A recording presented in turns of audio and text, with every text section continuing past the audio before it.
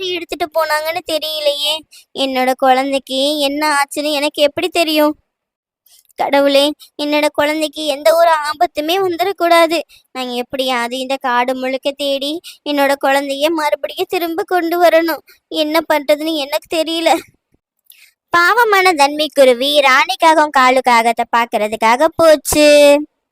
ராணி அக்கா, என்னோட கூட்டுல நான் முட்டைய வச்சுட்டு வெளியே போயிருந்தேன். வந்து பார்க்கும்போது என்னோட முட்டைய காணோம். நீங்க பாத்தீங்களா? யாராச்சும் எடுத்தாங்களா? இன்னும் 2-3 நாளில் என்னோட குழந்தை வெளியே வந்துடும்.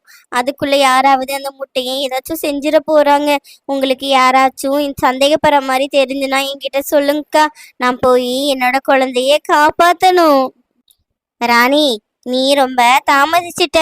இந்த காட்டுலயே காசி கழுகுன்னு ஒரு கழுகு தெரியுது. அந்த கழுகுக்கு இதுதான் வேலை. பறவைகளோட முட்டை குஞ்சுகளை எடுத்து சாப்பிட்டுக்கிட்டு தான் அதுக்கு பெரிய வேலையே. உன்னோட குழந்தை இனிமே வராது. ஆமா தன்வி, உன்னோட குழந்தைய பத்தின நினைப்ப நீ இன்னையோட விட்டுரு. அது இந்நேரம் அந்த காசி